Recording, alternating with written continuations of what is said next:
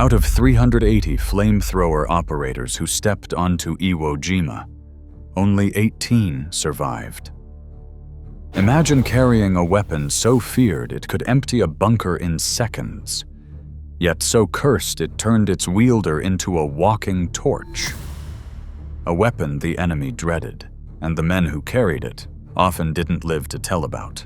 In this video, you'll uncover why flamethrower operators had the deadliest job in the Pacific, the horrific tactics that made them priority targets, the brutal terrain that offered no mercy, and the shocking truth behind their survival rate. By the end, you'll see why the most powerful weapon on the battlefield also carried the most unbearable cost. So let me ask you, if you were given the choice, would you take a weapon that gave you unmatched power, knowing it also painted a bullseye on your back? Drop your answer in the comments. I want to see how many would have taken the risk. Imagine stepping onto just 8 square miles of volcanic rock, yet knowing it may decide the fate of the Pacific War. Iwo Jima sat between the Mariana Islands and Japan's mainland, a crucial midpoint for launching bombing raids and emergency landings. For Tokyo, losing it meant exposing the home islands. For the US, taking it meant saving thousands of airmen. The Japanese transformed this tiny island into a subterranean fortress of bunkers, tunnels, and ambush points. Every Marine knew this wasn't just another island. It was a death trap disguised as black sand. Small island, massive stakes. Now imagine carrying the single most feared weapon in that hell. The flamethrower could turn a hidden bunker into an inferno within seconds, blasting fire that crawled along walls, into tunnels, and around corners. To the Marines, it was the fastest way to break defenses that machine guns and grenades couldn't touch. To the Japanese, it was a nightmare, a weapon they considered inhuman. Yet for those assigned to it, the flamethrower was both power and curse.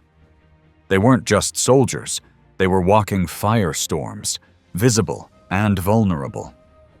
The most effective weapon, yet the deadliest burden. Carrying a flamethrower was like wearing a glowing target on your back. The tanks held 70 pounds of highly flammable fuel strapped directly to the operator, connected by hoses to a nozzle that screamed danger. One hit from a bullet or grenade, and the entire pack could ignite in an instant. Japanese snipers knew this, and they hunted flamethrower operators first. Marines joked bitterly that getting the assignment was a death sentence, because it often was. The weapon gave them firepower beyond belief, but survival? Measured in minutes. Deadly weapon, deadlier odds. Now picture this battlefield. Jagged volcanic rock, shifting black sand, and miles of tunnels burrowed deep beneath the island.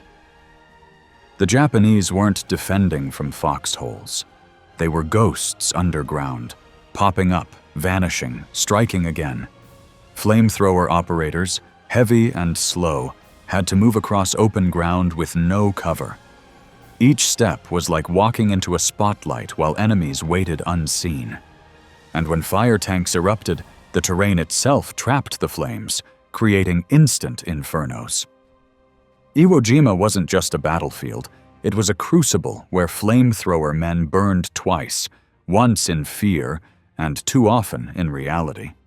To the Japanese defenders, flamethrowers weren't just another weapon. They were demons. Fire carried a special terror. It suffocated, it lingered. It denied any chance of honorable resistance. Samurai tradition saw burning as shameful, worse than death by bullet or blade. So when Japanese soldiers saw the telltale tanks, their response was immediate. Kill the flamethrower man first, at any cost. And if one was captured? Mercy was not an option. Operators were executed on the spot. The flamethrower inspired fear unlike any rifle, but it also invited a uniquely merciless hatred. Fire terrified. Rage answered. One Marine recalled advancing with flames spurting 20 yards ahead, the heat so intense it scorched his own eyebrows. Another told of a comrade engulfing a bunker, only to be shot through the tank seconds later, vanishing in fire and smoke. These weren't isolated tragedies. They were the rhythm of combat. Flamethrower operators cleared paths that entire platoons couldn't move through otherwise. Every push forward had their fire at the front. Some called them the Angels of Victory, others the Martyrs of Iwo Jima. Their survival was rare, but their impact was undeniable. Heroes cursed. Marines whispered a chilling statistic. Flamethrower operators lived an average of just 4 minutes once battle began. That wasn't official doctrine. It was grim experience passed down in foxholes. The math made sense. Heavy gear slowed them, open terrain exposed them, and every enemy eye locked on their tanks. 4 minutes, less time than a song on the radio, meant that stepping forward with a flamethrower was almost a guarantee of death. And yet, they still went. Courage wasn't measured in hours on Iwo Jima. It was measured in minutes. 4 minutes of fire, then silence. Here lies the cruel irony. Marines relied on flamethrowers, but dreaded carrying them. Commanders demanded them to crack bunkers, yet soldiers secretly prayed not to be chosen as operators. Some called them suicide jobs. Others muttered that being issued a flamethrower was like being handed a coffin. Still, when the fire came, squads cheered, because it meant survival against impossible defenses. The weapon was salvation and damnation at once. Flamethrowers won battles, but destroyed the men behind them. The Marines didn't just fear the enemy, they feared their own weapon. Needed, hated, never forgotten. Out of the 380 flamethrower operators deployed on Iwo Jima, only 18 survived. Think about that. 94% never walked off the island. No other role carried such staggering losses. The odds weren't just bad, they were catastrophic. Each operator knew they were part of a doomed fraternity, chosen not for luck but for necessity. And yet they still climbed out of landing craft, crossed killing fields, and lit the tunnels ablaze. The number doesn't lie.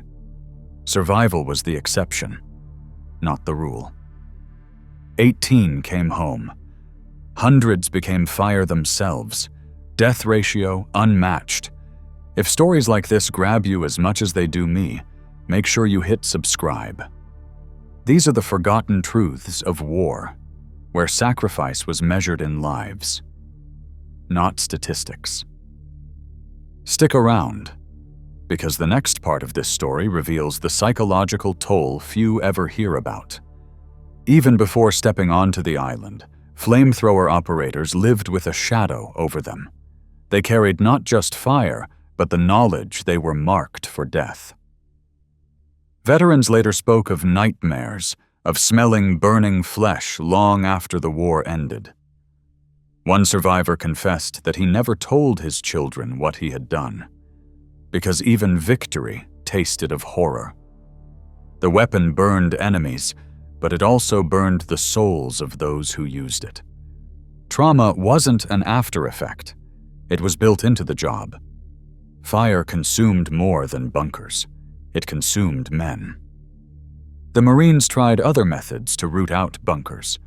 Grenades, satchel charges, even artillery.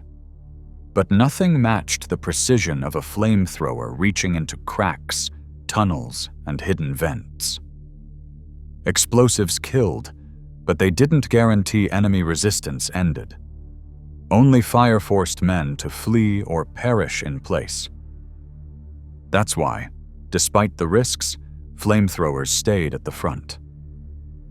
The failure of alternatives sealed the operator's fate. When nothing else worked, they were sent in.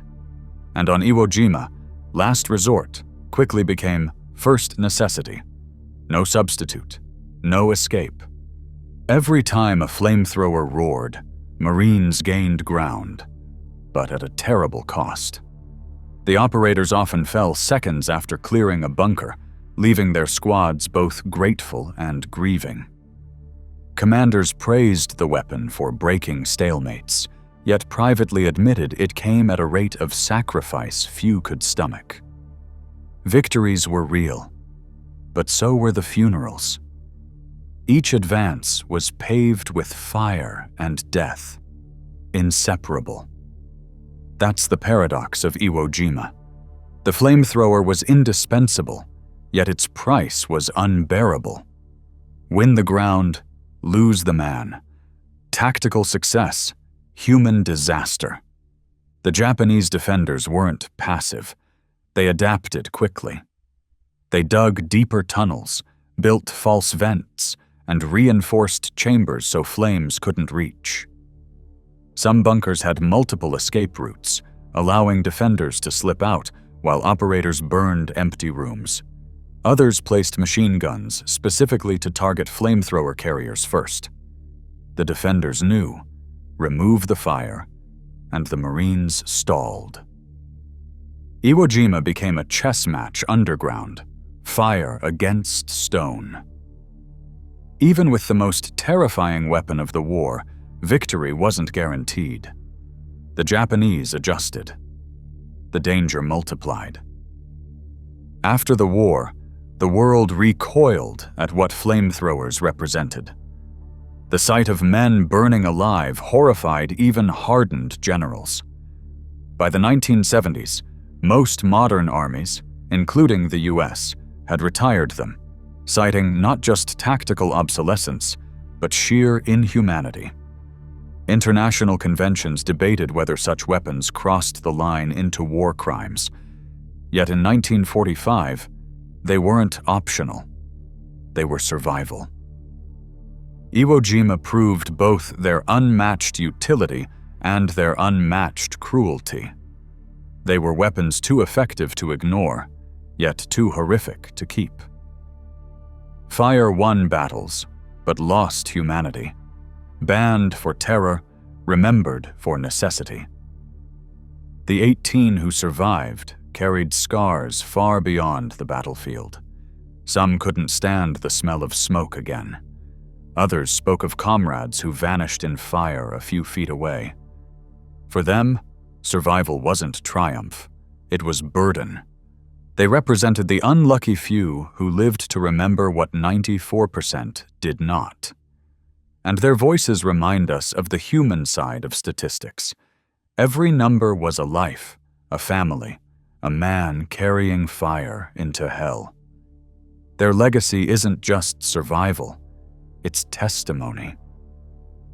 18 stories, thousands of ghosts, survivors, but never unscarred. The flamethrower's story on Iwo Jima isn't just about a weapon, it's about the brutal equation of war. Victory often demands sacrifices that feel unbearable. Technology gave Marines the power to win, but it also marked their own men for death. That paradox forces us to ask, how much are we willing to sacrifice for tactical success? The lesson lingers. Sometimes the strongest tools carry the heaviest costs. And in the Pacific, no cost was heavier than strapping fire to your back. Power without protection. Victory with devastation. 94% of flamethrower operators never left Iwo Jima alive. Their story is one of horror, courage, and sacrifice, where survival was measured in minutes, and victory came at unimaginable cost. Remember this the next time history mentions Iwo Jima. It wasn't just a battle. It was a crucible that consumed men with fire. And next time, we'll dive into another job so deadly most soldiers begged never to be chosen for it.